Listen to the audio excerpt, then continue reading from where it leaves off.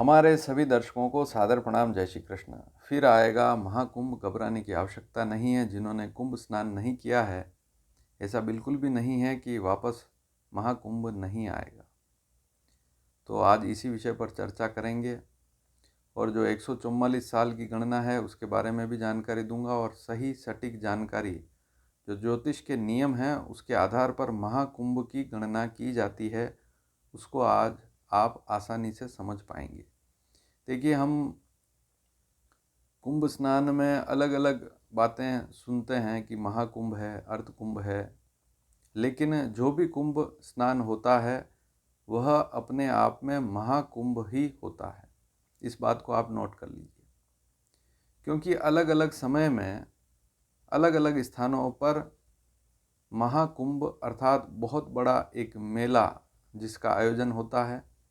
लेकिन यह महाकुंभ जो है, कुंभ का संबंध गड़े से है। कुंभ का मतलब होता है गड़ा, और इसके बारे में तो आपने YouTube पे बहुत सारे वीडियो देखे होंगे कि अमृत कलश से जो बूंदें गिरी जिन जिन स्थानों पर, 4 स्थानों पर, जिसमें हरिद्वार आता है, प्रयागराज आता है, जिसे पहले इलाहाबाद कहते थे, वास्तव में वह प्रयागराज है, और फिर इसके बाद नासिक है, और फिर उसके बाद उज्जैन है। तो सबसे पहले तो आप एक क्रम याद कर लें, क्योंकि यह जो कुंभ है यह क्रम से चलता है। बिना क्रम के कुंभ का मेला, उसका आयोजन नहीं होता है। और ये मेला ना होकर एक ऐसा आयोजन है, ऐसा धार्मिक आयोजन है, इससे बड़ा कोई आयोजन इस सृष्टि पर हो ही नहीं सकता, जिसमें बड़े बड़े ऋषि मुनि संत आते हैं और जिनका आशीर्वाद हम सभी को मिलता है। तो महाकुंभ का सीधा सा मतलब है 4 स्थानों पर लगने वाला धार्मिक मेला, और इसे धार्मिक अनुष्ठान भी कह सकते हैं। वैसे यह एक यज्ञ है, और इस यज्ञ में हम सब जाते हैं, स्नान करते हैं, और हम अपने आप को गौरवान्वित महसूस करते हैं, क्योंकि यह जो आयोजन है केवल भारत भूमि, इस पवित्र भूमि पर ही होता है और किसी भी स्थान पर यह नहीं होता है। और इस वर्ष देखें तो जैसे आंकड़े आ रहे हैं 66 करोड़, कहने का तात्पर्य इस भारत वर्ष में जितने लोग रहते हैं आधे लोग कुंभ स्नान कर चुके हैं। लेकिन घबराने की आवश्यकता नहीं है, क्योंकि आधे लोग ऐसे भी हैं जिन्होंने स्नान नहीं किया है। तो ठीक कुछ समय बाद वापस महाकुंभ का आयोजन होगा, और यह प्रक्रिया कैसे चलती है इसके बारे में मैं आज एक छोटी सी जानकारी आपको दूंगा। तो सबसे पहले तो आप यह नोट कर लीजिए, एक क्रम में बता रहा हूँ, इसको आप ज़रूर नोट कर लीजिए। हरिद्वार, सबसे पहले किसी पेज पर आप हरिद्वार लिख दीजिए, फिर आप लिख दीजिए प्रयागराज, फिर आप लिखिए नासिक, और फिर लिखिए उज्जैन। और यही क्रम याद रखिए, क्योंकि इसी क्रम से कुंभ वापस आता है। पहले हरिद्वार आएगा, फिर उसके बाद प्रयागराज का आएगा, फिर उसके बाद नासिक का आएगा, फिर उसके बाद उज्जैन का आएगा, फिर उज्जैन के बाद वापस हरिद्वार का आएगा। अब कैसे आता है, इसकी गणना कैसे समझें? तो यह गणना है पंचांग से देखी जाती है, और पंचांग में 2 ग्रहों को विशेष देखा जाता है। पहला तो है सूर्य और दूसरा है बृहस्पति, गुरु। तो गुरु किस राशि पर है और सूर्य किस राशि पर है, उस आधार पर हम कुंभ अर्थात महाकुंभ की गणना करते हैं। तो अगर हम हरिद्वार की बात करें तो हरिद्वार में सीधा सा नियम है। एक बात और नोट कर लीजिए, कुल 12 राशियां होती है, कुल 12 राशियां होती है। उनमें से जो 4 स्थिर राशियां हैं, अब स्थिर राशियां कौन सी होती है? स्थिर राशियों में आती है एक तो वृषभ राशि, एक सिंह राशि, एक वृश्चिक राशि और एक कुंभ राशि। ये चारों स्थिर राशियां हैं। अब यहाँ कुंभ राशि को भी लिया है, क्योंकि कुंभ का संबंध अगर कुंभ से नहीं होगा तो फिर किससे होगा? तो 4 राशियां आप नोट कर लीजिए, वृषभ, सिंह, वृश्चिक और कुंभ। ये चारों स्थिर राशियां हैं ज्योतिष शास्त्र में कहा गया है कि स्थिर राशि अर्थात स्थिर स्वभाव, इस राशि पर अगर कोई अगर ग्रह भी बैठ जाए तो उसका प्रभाव भी स्थिर हो जाता है। जो भी ग्रह बैठेगा उससे संबंधित जो फल हैं वह स्थिर हो जाते हैं, और इस समय में अगर कोई काम करो तो वह भी स्थिर हो जाता है। इसीलिए ज्योतिष शास्त्र में मुहूर्त भी देखे जाते हैं। जो स्थिर लग्न होगा उसमें अगर कोई काम करेंगे तो वह काम हमेशा के लिए स्थायी स्थिर हो जाएगा। अब आप सोचिए कि अगर आप गुरु की स्थिति बहुत अच्छी है और वह स्थिर राशि पर है, और उस समय अगर आप कोई धार्मिक अनुष्ठान करेंगे तो वह काम आपका पूरा होगा। तो इस समय में कुंभ के पर्व में ऋषि मुनि बड़े बड़े तपस्वी आते हैं, और इसी समय में वे लोगों के सामने नजर आते हैं, लोगों को दिखाई देते हैं, बाकी वे दिखाई नहीं देते हैं। तो ऐसी स्थिति, ऐसे शुभ योग बनते हैं और उनके दर्शन हम करते हैं, और उनसे जो आध्यात्मिक शक्ति हमें मिलती है वह हमारे शरीर में स्थिर रहती है। और नदियों में भी स्नान हम करते हैं जिन जिन स्थानों पर, उसको भी नोट कर लें।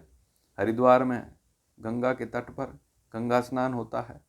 प्रयागराज में तीनों संगम जो आपने देखे ही हैं, गंगा, यमुना, सरस्वती, इस संगम पर स्नान होता है, इसका महत्व है। नासिक इसके बाद, तो नासिक में गोदावरी नदी, वहाँ स्नान होता है, कुंभ का आयोजन होता है।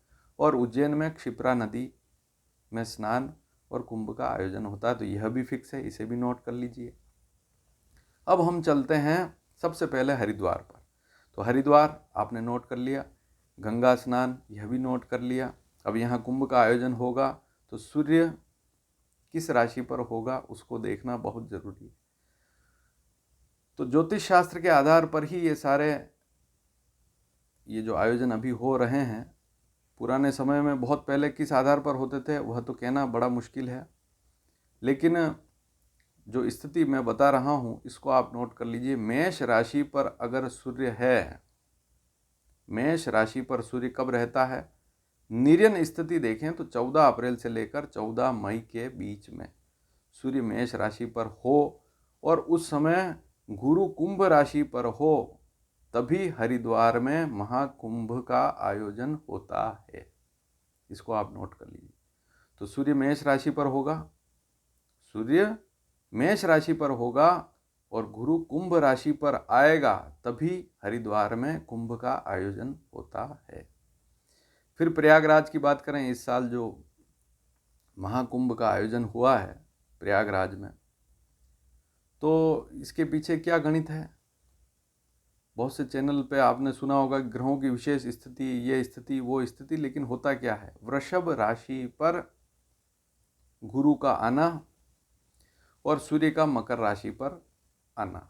अब सूर्य मकर राशि पर वैसे अगर सायन स्थिति को देखें तो 21 दिसंबर को आता है, लेकिन हमारे ज्योतिष शास्त्र में काफ़ी समय से निर्यन गणित को काम में लिया जा रहा है।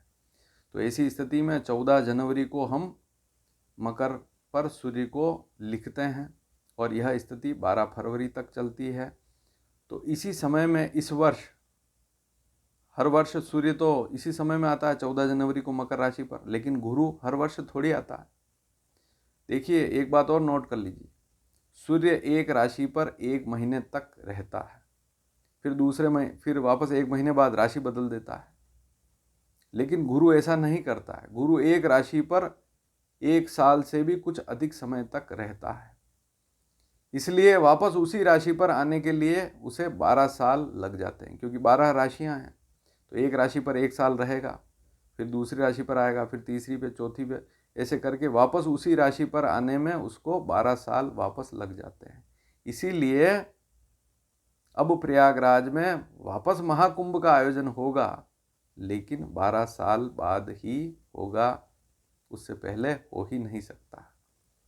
इस गणित को देखें तो अभी जो प्रयागराज में महाकुंभ का आयोजन हुआ है उसमें नियम क्या है, सूर्य अगर मकर राशि पर हो, जिस समय में मकर राशि पर सूर्य जनवरी में आता है 14 जनवरी को निर्यन स्थिति, और गुरु की भी निर्यन स्थिति देखते हैं, सायन स्थिति देखें तो अलग स्थिति हो जाती है। तो निर्यन सायन को ये मैं यहाँ पर स्पष्ट नहीं करूँगा, मैं तो ये बताऊँगा कि गुरु वृषभ राशि पर अभी था इस वर्ष, तो यहाँ पर यह जो स्थिति इसी समय बनी जनवरी में, सूर्य का मकर राशि पर गोचर शुरू करना, 14 तारीख को आना, 1 महीने तक 12 फरवरी तक वह रहा, और फिर इसी बीच में गुरु भी वृषभ राशि पर है, इसलिए प्रयागराज में कुंभ का आयोजन किया गया। अब क्या होगा, अब ये गुरु वृषभ राशि पर है, तो अब धीरे धीरे यह इसी साल 2025 में फिर मिथुन पे प्रवेश करेगा, फिर कर्क पे जाएगा, फिर सिंह पे जब जाएगा गुरु, अब नियम तीसरा नासिक। तो नासिक में क्या है कि सूर्य भी सिंह राशि पर हो, सूर्य भी सिंह राशि पर हो और गुरु भी सिंह राशि पर हो, ऐसी स्थिति में ही नासिक में गोदावरी के तट पर महाकुंभ का आयोजन होता है। पंचांग इसको स्पष्ट बता देता है। हर साल यदि आप पंचांग खरीद कर लाएं तो उसमें सारी स्थितियां लिखी हुई होती है।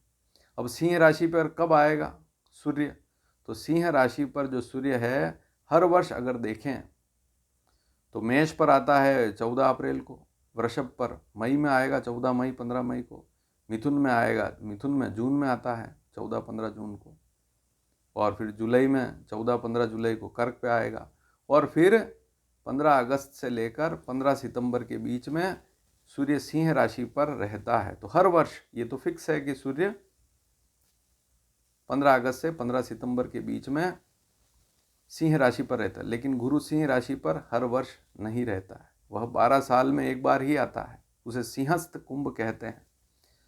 तो अभी जैसे 2023 में 2025 में मई का जो महीना है इसमें गुरु मिथुन पे जाएगा, फिर 1 साल मिथुन पे रहेगा, फिर कर्क पे जाएगा 1 साल, फिर सिंह पे जाएगा। तो वहाँ पर अब आपको जो नासिक का जो महाकुंभ होगा वह कब होगा, उसका आयोजन ना तो 25 में होगा ना 26 में होगा, कब होगा 27 में होगा। और 27 में भी कब होगा, जब सूर्य भी सिंह राशि पर होगा। तो फिर अगस्त सितंबर, 15 अगस्त से 15 सितंबर के बीच में तारीखें आएंगी, और जो महीने, जो पूर्णिमा, अब आयोजन भी इसमें जो बड़े बड़े स्नान होते हैं, अमृत स्नान कब होते हैं, कोई विशेष तिथि हो, विशेषकर अमावस्या हो, पूर्णिमा हो, और इसके बीच में कोई पर्व हो। जैसे इस वर्ष देखें तो पूर्णिमा पे हुआ सबसे पहले, फिर मकर संक्रांति पे हुआ, फिर मौनी अमावस्या पर हुआ, फिर बसंत पंचमी पे हुआ, फिर माघ की पूर्णिमा पे हुआ, फिर उसके बाद अभी लास्ट शिवरात्रि पर हुआ। तो इस प्रकार से उस समय में जो मुख्य मुख्य तिथियां होती हैं वहाँ अमृत स्नान होता है, विशेष स्नान, विशेष प्रक्रिया होती है, वहाँ भीड़ ज़्यादा होती है क्योंकि वो विशेष तिथियां होती है। तो 3 बातें तो क्लियर हो गई। अब बात करेंगे उज्जैन की, अंतिम। शिप्रा नदी के तट पर इस महाकुंभ का आयोजन होता है, और इसमें यह देखा जाता है कि सूर्य और गुरु दोनों वृश्चिक राशि पर हो तभी उज्जैन में महाकुंभ का आयोजन होता है। अब सूर्य वृश्चिक राशि पर हर साल आता है, लेकिन गुरु थोड़े आता है, गुरु तो जब आएगा तब आएगा। तो अब आप देखें कि जैसे ही सूर्य वृश्चिक राशि पर आता है, यह स्थिति बनती है 15 या 16 नवंबर हर साल, और 15 दिसंबर तक यह स्थिति चलती है, 1 महीने तक। तो महीना तो फिक्स हो गया कि उज्जैन में कुंभ लगेगा, तो इसी समय में लगेगा, 15 नवंबर से 15 दिसंबर के बीच में ही शुरुआत होगी, ये बात तो तय है, फिक्स है। लेकिन गुरु जब वृश्चिक राशि पर होगा उसी साल ये दोनों स्थितियां बनेगी, और फिर इस कुंभ का आयोजन होगा। अब 27 में मैंने बताया सिंह पे आएगा, 28 में कन्या पे आएगा, 29 में तुला पे आएगा, और 30 में जाके वृश्चिक पे आएगा। तो इस बात को समझना भी बहुत ज़रूरी। अब मेरे पास कुछ आंकड़े भी हैं, जैसे ध्यान से अगर देखें तो सबसे पहले 18 में उज्जैन में हुआ, फिर 22 में हरिद्वार में हुआ, 25 में प्रयागराज में हुआ, 27 में मैं बता रहा हूँ नासिक में होगा, फिर 30 में उज्जैन में होगा, फिर 34 के लगभग हरिद्वार में होगा वापस, फिर 34 में प्रयागराज में होगा। तो प्रयागराज में वापस कब होगा, 34 में। तो अब आप ये बात आपने समझ ली कि 34 का मतलब हो गया 2025 को गिनेंगे पूरा, 25, 26, 27, 28, 29, 30, 31, 32, 33, 34, तो लगभग 34 के आसपास यह स्थिति। 34 में हरिद्वार में होगा, 34 में हरिद्वार में होगा, वापस नोट कर लीजिए एक बार। 18 में उज्जैन में, 22 में हरिद्वार में, 25 में प्रयागराज में, और फिर ये 27 में नासिक में, 30 में उज्जैन में, 34 में हरिद्वार में, 37 में प्रयागराज में होगा। तो 37 का मतलब 12 साल बाद। तो मैंने 34 गलत बोल दिया, इसको 37 कर दें आप। 2037 में जब जनवरी का महीना होगा और वृषभ का गुरु आएगा वापस, तो वापस आप उस समय स्नान कर सकते हैं। अगर आप चूक गए हैं तो उस समय स्नान कर सकते हैं। और अगर आपकी आयु बहुत अधिक है, आप सोच रहे हैं मेरी उम्र इतना रहेगी या नहीं रहेगी, भगवान आपको खूब आयु दे, लेकिन अगर आप ऐसा सोच रहे हैं तो 2027 में वापस कुंभ आने वाला है। अभी प्रयागराज है, कुछ समय बाद 2027 में नासिक में कुंभ का आयोजन होगा। तो घबराने की कोई आवश्यकता ही नहीं है। 2027 में नासिक में महाकुंभ का आयोजन होने वाला है। ये जितने भी कुंभ होते हैं ये महाकुंभ की श्रेणी में ही होते हैं। अब आप कहेंगे कि 144 साल बाद ऐसा दुर्लभ योग बना है, तो ऐसा कहना बड़ा मुश्किल है, क्योंकि हर एक कुंभ महाकुंभ की श्रेणी में ही आता है, क्योंकि उसी समय वो दो स्थितियां बनती है, सूर्य और गुरु की स्थितियां बनती है, और उसी समय उसका आयोजन होता है। तो हर 12 साल में ऐसी स्थिति बनती है। हाँ, 144 का सीधा संबंध है 12 × 12 से, कि 12 बार अगर मान लीजिए प्रयागराज में कुंभ हो गए या 11 बार हो गए, तो जो अंतिम जो आएगा वो स्थिति, उसको भी हम उस गणना से बता सकते हैं कि आज से 144 साल बाद जो पहले जो स्थिति बनी वो अभी बनी। लेकिन इसके कोई आंकड़े किसी के पास लिखे हुए नहीं हैं। तो कुल मिलाकर आपने एक बात को समझा कि गुरु जो है वह हर राशि पर एक साल रहता है, और कभी कभी उसमें एक साल में 2 राशियां भी आ जाती है, वक्री और मार्गी या अतिचारी की स्थिति में, जैसा कि इस साल बनेगा योग। तो यह स्थिति भी बनती है बहुत सी बार। अब इसमें कुछ स्थितियां मैं आपके सामने और रखूँगा। जैसे मैंने बताया कि सायन स्थितियां अगर देखें तो फिर वो तो कुंभ एक साल पहले ही हो जाता है। अगर हम ग्रहों की सायन स्थितियां लेवें बहुत पहले, हमारे ज्योतिष शास्त्र में 1000, 1200, 1500 साल पहले सायन स्थितियां लेते थे। गणित में, ज्योतिष की गणित में ग्रहों की सायन स्थितियां लेते थे।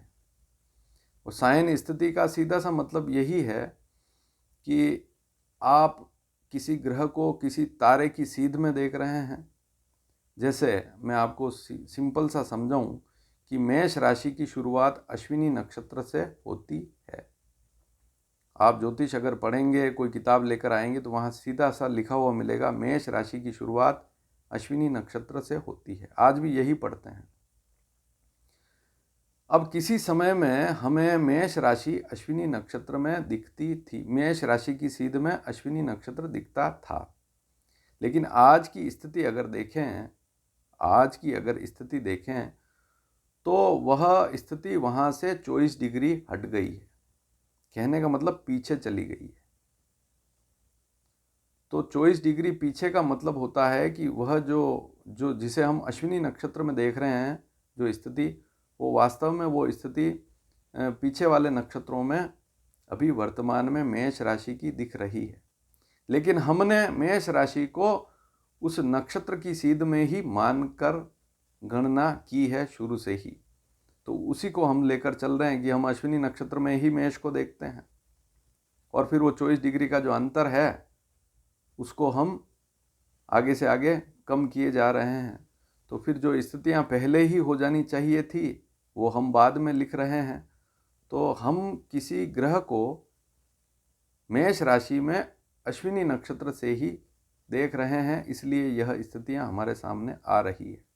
जैसा कि शास्त्रों में देखेंगे तो मकर संक्रांति, अगर पुराने शास्त्रों को पढ़ेंगे तो वे उत्तरायण को ही मकर संक्रांति बताएंगे। और उत्तरायण का सीधा सा मतलब है, अगर आज भी किसी पंचांग को खोलकर देखेंगे, इस पर मैंने पूर्व में भी वीडियो बनाया है, 21 या 22 दिसंबर को ही सूर्य उत्तरायण हो जाता है। 14 या 15 जनवरी को कभी भी सूर्य उत्तरायण नहीं होता है। लेकिन हम कुंभ की बात कर रहे हैं, तो अगर सायन स्थितियां देखेंगे तो जहां 2018 लिखा है वो 2017 में हो गया। जहां 2022 का जो हरिद्वार का कुंभ है वो 2021 में ही हो गया, अगर साइन के हिसाब से देखें। और प्रयागराज का ये जो कुंभ है 2025 में हम देख रहे हैं, अगर सायन स्थिति को देखें, सूर्य और गुरु की सायन स्थिति को, तो 2024 जनवरी में ही हो गया। तो इससे तो 1 साल का फर्क आ जाएगा। सायन स्थिति को देखेंगे तो 1 साल का फर्क आ जाएगा। लेकिन हमारे कई शास्त्रकार, कई बड़े बड़े जानकार सायन स्थिति को ही वास्तविक स्थिति कहते हैं। लेकिन अब काफ़ी समय से तो यह प्रचलन ही बंद हो गया है। अब नीरियन गणित को हम काम में ले रहे हैं, इसलिए ये सारी स्थितियाँ थोड़ी सी अलग हो गई है। अब मैं आपको एक बात और बता दूं, आप चाहें तो नोट कर सकते हैं।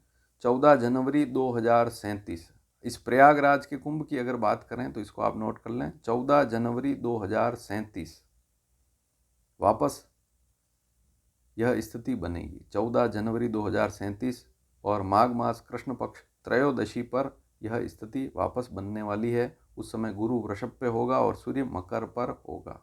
14 जनवरी 2037। फिर 14 जनवरी 2049 में गुरु वक्री होगा। पौष मास शुक्ल पक्ष एकादशी होगी, उस समय वापस यह कुंभ लगेगा। आप सोचिए, 37 के बाद 12 साल जोड़ दो, 37 और 10 47 और 2 49, तो यह योग फिर वापस वहाँ बनेगा। फिर उसके बाद अगर 12 साल आप और जोड़ें तो कितना होता है, 61 के पास ये बैठेगी स्थिति। लेकिन एक बड़ी विचित्र बात हो रही है, उसे भी आप जरूर नोट करें। 14 जनवरी 2061 में कोई भी ऐसी स्थिति नहीं बनेगी। फिर उस समय प्रयागराज में कुंभ कैसे करेंगे, इस बात को समझना भी बहुत ज़रूरी है। क्योंकि उस समय सूर्य तो जरूर आ जाएगा मकर पर, लेकिन गुरु उस समय वृषभ पर नहीं आएगा। तो ये तो सोचना पड़ेगा, जो आयोजन करेंगे, जो बड़े बड़े धर्म शास्त्री हैं, जो ज्योतिष के जानकार हैं, वे इसको तय करेंगे। लेकिन ये एक बड़ी विचित्र बात है कि उस समय ऐसा संयोग फिर 12 साल बाद नहीं बनेगा। हाँ, सायन स्थिति को लेकर चलें तो 2060 में बैठ पाएगा। तो ये ज़रूर आप नोट कर लें। फिर उसके बाद अगर यही स्थिति देखें तो 15 जनवरी, लेकिन अब आपने यह नोट किया कि 37 में बनेगा, फिर 12 साल बाद बनेगा। लेकिन फिर उसके 12 साल बाद 2061 में प्रयागराज के कुंभ का संयोग, जो वृषभ और मकर के, वृषभ का गुरु और मकर का सूर्य, वैसा संयोग नहीं बैठेगा। वहाँ फिर हमें आगे पीछे उसको बिठाना पड़ेगा, ज़बरदस्ती बैठेगा नहीं, अगर उस राशि से ही चलें तो। फिर उसके बाद वापस बैठेगा 15 जनवरी 2072 में बैठेगी यह स्थिति, माघ मास कृष्ण पक्ष एकादशी के दिन 15 जनवरी 2072, ठीक उसके 12 साल बाद। फिर उसके बाद 15 नवंबर 2084 में बैठेगी यह स्थिति। फिर उसके बाद 15 जनवरी 2096 में बनेगी 96 में। फिर उसके बाद 16 जनवरी 2108 में यह स्थिति बनेगी। 2108 काफ़ी अच्छा अंक भी है। और 16 जनवरी, क्योंकि मकर संक्रांति भी खिसकती है फिर एक एक दिन। हर 72 साल में हम जिस गणना को कर रहे हैं, निर्यण गणना जो देख रहे हैं, उसमें संक्रांति खिसकती रहती है। अब सोचिए, मैंने संक्रांति पर वीडियो बनाया है, ये संक्रांति हजारों साल बाद खिसकती खिसकती अप्रैल मई में चली जाएगी। तो क्या आप वहाँ तिल के लड्डू बनाकर खाएंगे? वैसे ज्योतिष शास्त्र के प्राचीन शास्त्रों में मकर संक्रांति फिक्स दी हुई है, और तारीख से देखें तो 21 या 22 दिसंबर को ही होती है। उसी दिन पंचांगों में उत्तरायण लिखा हुआ होता है। भारत के आज भी किसी भी पंचांग में उत्तरायण 14 जनवरी को नहीं लिखते हैं। अगर लिखते हैं तो वह पंचांग ही गलत है। तो फिर 16 जनवरी 2108 में प्रयागराज, ये केवल प्रयागराज की बात कर रहा हूँ, 2108 में बैठेगा। फिर 16 जनवरी 2120 में बैठेगा। ये बहुत आगे की बातें हैं। अब वहाँ ऐसी स्थितियाँ बनेगी या नहीं बनेगी, हम धर्म के प्रति इतने जागरूक रहेंगे या नहीं रहेंगे, वो बात की बात है। तो 16 जनवरी 2120 में यह योग बनेगा। फिर 17 जनवरी 2132 में बनेगा। फिर 2144 में बनेगा। 2144 में नहीं बनेगा, ये एक विचित्र बात है, इसको भी आप नोट कर लें कि फिर 2144 में यह योग नहीं बनेगा। फिर इसके बाद 31 जनवरी 2155 को बनेगा। क्योंकि जानकारी के लिए वीडियो 2 मिनट बड़ा हो जाएगा, लेकिन आप इसे नोट कर लें ताकि आपको जानकारी में रहेगी। प्रयागराज के महाकुंभ हर 12-12 साल में होंगे, घबराने की आवश्यकता नहीं है। फिर 31 जनवरी 2155 के बाद 17 जनवरी 2167 के बाद 67 में यह योग बनेगा। 2167 इस ईयर में यह योग बनेगा। 17 जनवरी को मकर संक्रांति होगी, तो वहाँ पर 142 साल ही पूरे होंगे। तो अब यह गणना हो गई कि 142 साल बाद वापस वो स्थिति बन गई, तो ये 12 स्थितियाँ बन गई कुल, वापस 12 आवृत्तियाँ। तो इस प्रकार से गणना की जाती है। मैंने आपको हरिद्वार का भी जानकारी दी, वहाँ गुरु की स्थिति अलग देखनी पड़ेगी कुंभ पर, और सूर्य की स्थिति मेष पर देखनी पड़ेगी। प्रयागराज में सूर्य मकर पर देखना पड़ेगा, जो जनवरी में आएगा। वृषभ का गुरु होगा तभी यह योग बनेगा। नासिक में अगर कर रहे हैं तो सिंहस्थ गुरु होगा, सिंह राशि पर गुरु, और सिंह राशि पर ही सूर्य अगस्त के महीने में, सितंबर के महीने में यह स्थिति बनेगी। और उज्जैन में अगर शिप्रा नदी के तट पर अगर आप स्नान कर रहे हैं और मेले का बहुत बड़ा महापर्व मना रहे हैं, तो वहाँ पर वृश्चिक का गुरु हो और वृश्चिक का सूर्य हो, तभी यह स्थिति देखी जाती है। वीडियो कैसा लगा, पसंद आया हो तो ज़रूर शेयर करें, ताकि आपको इस गणना की पूरी जानकारी भी हो और अगले व्यक्ति जिसको आप शेयर करेंगे उसको भी जानकारी हो।